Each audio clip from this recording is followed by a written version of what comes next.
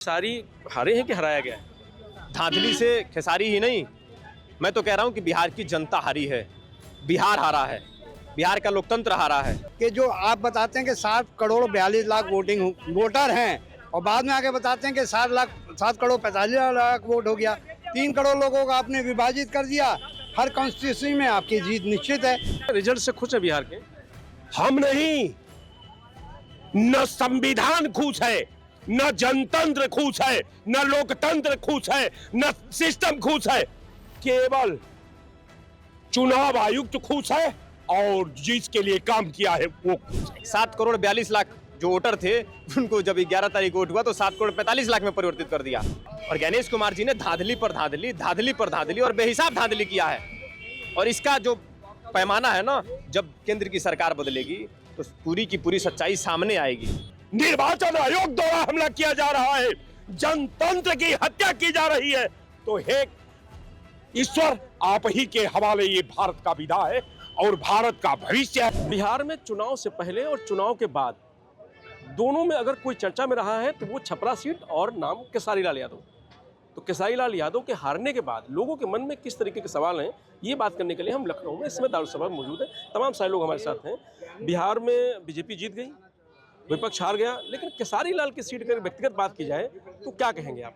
जो केसारी लाल वहाँ, देखिए, बिहार का जो जनादेश है वो सिर माथे पर है, लेकिन बिहार की जीत की बधाई आप बीजेपी को दे रहे हैं, क्रेडिट बीजेपी को दे रहे हैं। लेकिन हम जैसे नौजवान बिहार की जीत की बधाई election commission, chief election commission को, गणेश कुमार को देना चाहते हैं।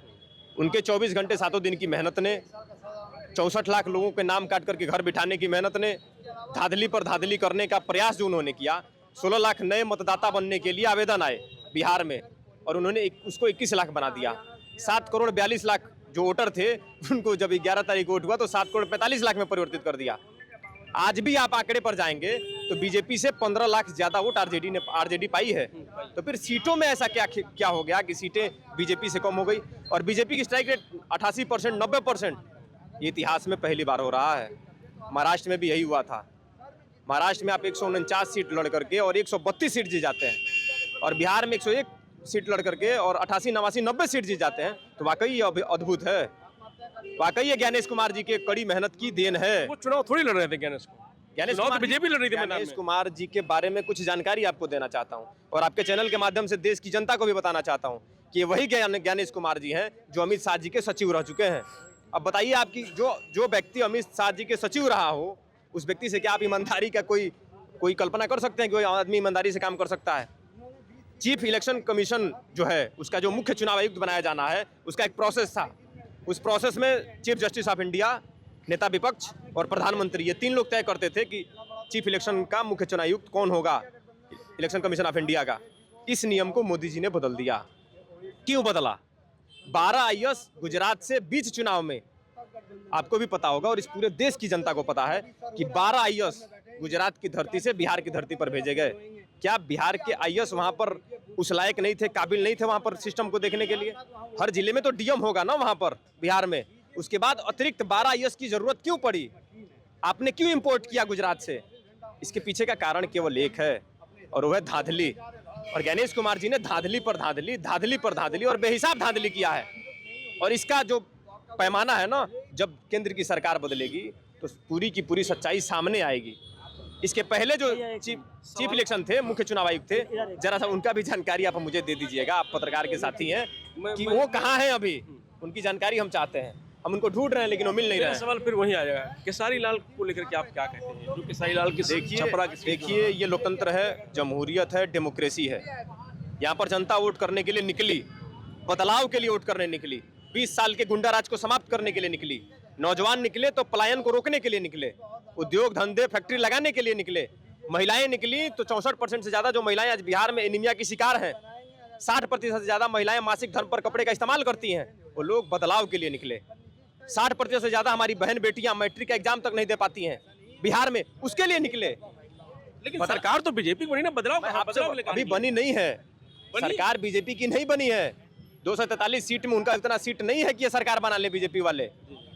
वहां पर नीतीश बना लेगा। एनडीए गठबंधन की सरकार बनेगी। लेकिन आपको ये भी पता होगा कि जिनके चेहरे पर आप चुनाव लड़ना चाहते थे, मुख्यमंत्री नीतीश कुमार जी के चेहरे पर 27 सेकंड में आपका घोषणा पत्र लॉन्च हो गया और इतिहास में देश ने पहली बार देखा कि जो रूल कर रहा है, वर्तमान रूल कर रहा है मुख्यमंत्री, उसको प्रेस कॉन्फ्रेंस में एक शब्द बोलने नहीं दिया गया और 26 सेकंड में उस प्रेस वार्ता को खत्म कर दिया गया। खेसारी हारे हैं कि हराया गया है? धांधली से खेसारी ही नहीं, मैं तो कह रहा हूं कि बिहार की जनता हारी है, बिहार हारा है, बिहार का लोकतंत्र हारा है, संविधान पर यह कड़ा प्रहार है और यह आने वाले देश के लिए ये बहुत ही खतरनाक कदम है जो बीजेपी चल रही है। ये आपको मैं उदाहरण दे रहा हूं ना, हरियाणा आप चले जाइए, आप महाराष्ट्र चले जाइए, हरियाणा में 25 लाख वोटों की हेराफेरी हुई, महाराष्ट्र में करोड़ों की वोटों की हेराफेरी हुई, वही लोकसभा का चुनाव तो महाराष्ट्र। बाकी और जगह भी 12 जगह तो हो रहा है, लोग सारे जिलों में, मैं आपसे वही तो प्रदेश में वही आपसे कह रहा हूँ ना, मैं आपसे वही कह रहा हूँ। क्या इलेक्शन कमीशन के पास SIR का कोई प्रावधान है? SIR का कोई प्रावधान है? नहीं है। प्रावधान केवल है SR का और IR का, बस यही है, एक वोट के पहले और एक वोट के बाद। क्या नाम? आपने, मेरा नाम अरशद है। SIR आपने किस बुनियाद पर लाया है, इसका भी जवाब देना पड़ेगा, सत्ता बदलेगी तब। खेसारी लाल की हार को छपरा सीट का जो समीकरण था पहले से और बड़ी भीड़ थी, बड़ा लोगों को उम्मीद थी, कैसे देखते हैं आप? हराया गया, हारे, ये जानना चाहते हैं लोग। केसारी लाल को भी हराया गया है और ज्ञानेश कुमार को मिठाई खिलाएं जाके और जीत की बधाई दें, क्योंकि जो रिप्रेजेंटेशन ऑफ पब्लिक एक्ट है उसका आर्टिकल 17 कहता है कि कोई भी व्यक्ति 2 बार वोट नहीं डाल सकता। उसके बाद भी राकेश सिन्हा डबल वोट डालते हैं और ट्वीट करते हैं, मनोज मिश्रा जी डालते हैं, संजय झा जी डालते हैं, नरेंद्र ओझा जी डालते हैं, संतोष जी डालते हैं, संभवी चौधरी दिखाती हैं दोनों उंगली। तो उसी आर्टिकल में ये भी है, आर्टिकल 31, कि अगर 2 बार डालें तो 1 साल का सज़ा और जुर्माना होगा। क्या चुनाव आयोग ने उनको सज़ा दी? दूसरा है चुनाव आयोग का मॉडल कोड ऑफ कंडक्ट, इसका 4 पॉइंट बताता है कि कोई भी आप वोटर को घर से लेकर आप पोलिंग बूथ तक नहीं ला सकते। आप हरियाणा के एक स्पेशल ट्रेन करते हैं, 6000 लोगों को भेजते हैं, तो यहाँ पर ये रूल्स चुनाव आयोग क्या कर रहा था तब? इसके अलावा आप ये बताइए कि जो आप बताते हैं कि 7 करोड़ 42 लाख वोटर हैं और बाद में आके बताते हैं कि 7 करोड़ 45 लाख वोट हो गया, 3 करोड़ लोगों को आपने विभाजित कर दिया। हर कॉन्स्टिट्यूंसी में आपकी जीत निश्चित है।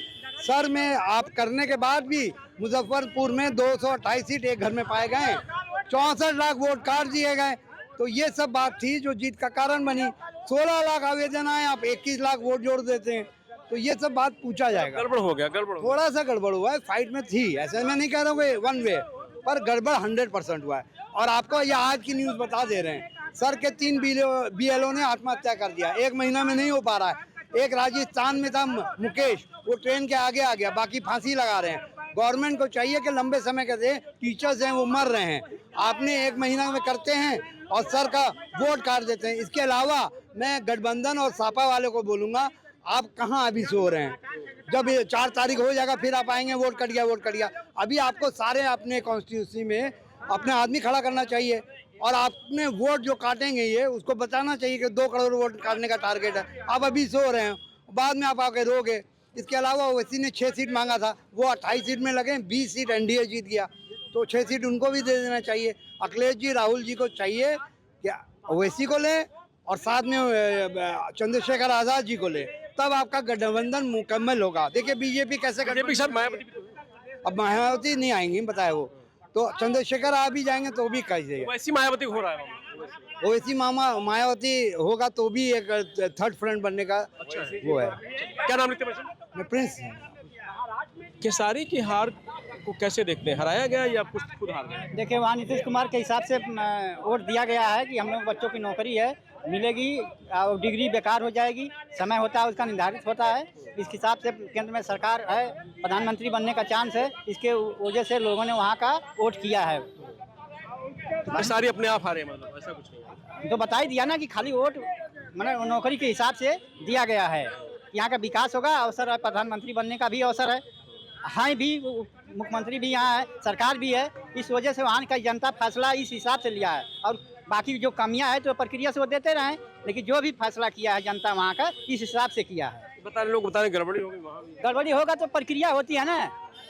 आप हम बाजेंगे तो बराबरी में है तो हम लड़बे करेंगे आपसे, तो ये लोग बराबरी में पार्टी बना के क्या कर रहे हैं? लोग मुख्यमंत्री भी रहे हैं और इनके भी पार्टी विपक्ष के सारे मुख्यमंत्री भी वहाँ जा रहे हैं, हाँ प्रधानमंत्री के दावेदार भी हैं, पार्टी बड़ी बड़ी चल रही है, बराबरी का लोग लड़ने वाले हैं, तो कामयाबी क्यों नहीं पा रहे हैं? नहीं पा रहे हैं तो छोड़ें, हम लोग चले वहाँ देखें इन लोगों के साथ क्या करना है। अब हम लोग बोल के जान पर बाधा डाले हैं, हम लोग दूर से क्या करेंगे। एजेंट उन्हीं लगाए होंगे, एजेंट लगाए होंगे वहाँ ना। एजेंट क्या कर रहे हैं वो बताइए ना, एजेंट क्या कर रहे हैं। खुद नहीं कर पाए, दूसरे बारों को लगा रहे हैं। ये स्पष्ट आप मान लीजिए कि आप बूथ एजेंट जाता है, गिनती में भी जाता है, पढ़े लिखे कैसे भेज रहे हैं, कैसे आप पिछली सरकारी लोगों की थी कैसे पढ़ाई लिखाएंगे, कंप्यूटर नहीं जान पा रहे हैं। केसारी को जीतना चाहिए था। हमने कहा बताया, पूरी तरह से बता दिया आपको कि ये खाली बच्चों के हिसाब से लोगों ने वोट दिया कि प्रधानमंत्री बनेंगे तो हम लोग को अवसर मिलेगा, हम लोग का डिग्री बेकार हो जाएगी। समय समय पर डिग्री की बात होती है, डिग्री बेकार हो जाएगी, समय कम है, हो सकता है वैकेंसियाँ निकल जाए तो भर्तियाँ हो जाएगी। ये हैं वो होंगे, सरकार देगी कि नहीं देगी बस में रहे, ये बन जाएंगे तो हमको अवसर मिलेगा। ये जीत समझो लोगों ने वोट दिया है, यह बिहार की जीत है पूरी। जैसे बिहार का रिजल्ट आ गया, सबने देखा। सिर्फ छपरा सीट की हम बात करेंगे, कैसे देखते हैं केसारी लाल की हार और जीत को? अब हमको 243 में अगर खेसारी लाल पर आपको डिबेट करनी है, पहले उसी बात करनी अब पड़ेगी। देखिए साहब, सबसे बड़ी बात है कि आप जैसा प्रखर एंकर जो वर्तमान भारत की संविधान की दहलीज है, जो उसकी भावना है, जो आवाम का उसमें सोच का समायोजन है, मैं बहुत अदब से आपके चैनल पर कहना चाहता हूं कि ये प्रखर जो वर्तमान दौर चल रहा है समाज का, जो जाति का, जो धर्म का, जो मजहब का, जो आगरा का, जो बैकवर्ड का, जो दलित का, मैं आपके चैनल पर किसी भी देश के नेता से डिबेट करने को तैयार हूं। अगर संविधान का कोई भी आर्टिकल किसी जात की बात करती हो, किसी मजहब की बात करती हो, तो मैं राजनीति से संन्यास ले लूंगा। लेकिन ये धर्म, मैं ये नहीं कहता कि आप अपने धर्म का तिलांजलि दे दीजिए, लेकिन धर्म का एक निर्धारित सेक्टर है साहब, निर्धारित क्षेत्र है साहब। जात का एक निर्धारित सेक्टर है, उसका एक अलग क्षेत्र है। लेकिन अगर विधा कमजोर के हाथों में कहीं तो जाम न दे सकी, ये पिएगा, पीकर बहकेगा और सामते जाम आएगी। आज वही स्थिति में देश खड़ा है। देश का लोकतांत्रिक ढांचा, अगर देश के पीएसओ द्वारा हमला किया जा रहा है, निर्वाचन आयोग द्वारा हमला किया जा रहा है, जनतंत्र की हत्या की जा रही है, तो हे ईश्वर, आप ही के हवाले ये भारत का विधा है और भारत का भविष्य है, भारत की एकता है, भारत का सिस्टम है, भारत का अतीत, वर्तमान और भविष्य है। मैं इससे ज्यादा आपके चैनल पर कुछ नहीं। खुश है, रिजल्ट से खुश है बिहार के? हम नहीं, न संविधान खुश है, न जनतंत्र खुश है, न लोकतंत्र खुश है, न सिस्टम खुश है। केवल चुनाव आयुक्त खुश है और जिसके लिए काम किया है वो खुश है। तो जो जीतेगा वो तो खुशी रहेगा बस, तो मैं बता दो दिया। अगर और आगे कोई सवाल हो तो आप पूछ सकते हैं। नहीं तो वहां भी गड़बड़ हो गया, बिहार में भी गड़बड़ हो गया। हम नहीं, गड़बड़ वो केवल गड़बड़ नहीं है, लोकतांत्रिक ढांचा पर हमला है, देश के विश्वास पर हमला है, देश की एकता पर हमला है, देश की अखंडता पर हमला है, देश के संप्रभुता पर हमला है।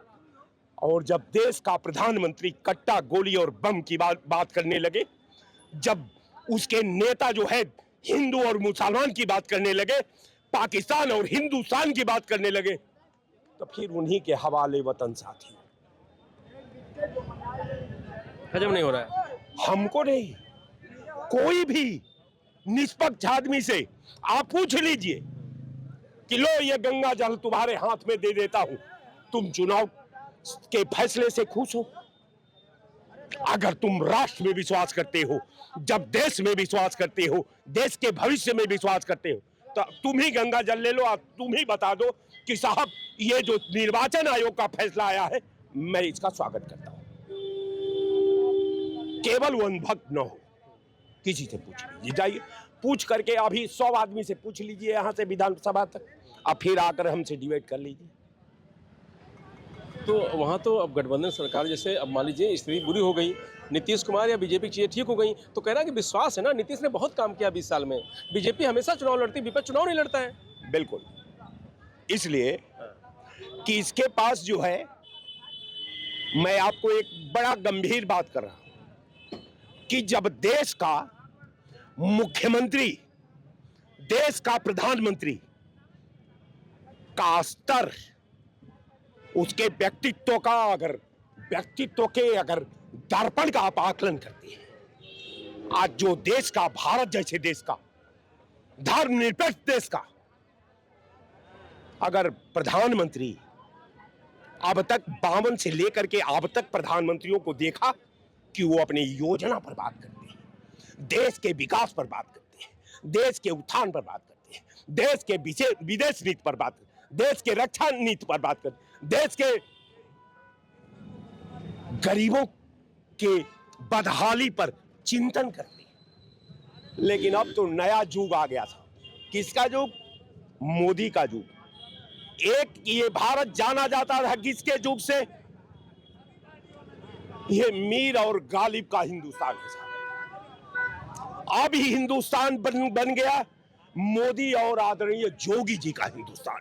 तब अब जब प्रधानमंत्री अगर अपने मंच पर, जब देश अपनी आवाज चाहता है उसके मुखारबिन से, देश उसके कार्यों को जानना चाहता है, देश उसके विकास को जानना चाहता है, देश के निर्माण में अंतरराष्ट्रीय पॉलिसी से लेकर के आंतरिक पॉलिसी तक अगर प्रधानमंत्री एक कोट नहीं करने को तैयार है, वो केवल कट्टा और गोली और बम पर बात करता है, तो मैं बार बार कहूंगा कि लोकतंत्र अल्लाह मालिक इसका, और मैं आपके चैनल पर कुछ नहीं कर सकता। धन्यवाद। तो ये लखनऊ के लोग हैं जिनका साफ तौर से कहना है कि ये जीत अगर हुई है तो चुनाव आयोग की हुई है, और जीत को लेकर के भरोसा किसी को नहीं है, मात्र चुनाव आयोग को या जिनकी जीत हुई है उनको। तो बिहार में फिर गड़बड़ हुआ, इस तरीके की बातें निकल के सामने आ रही है। मैं रजनीश यादव, लोकमत हिंदी।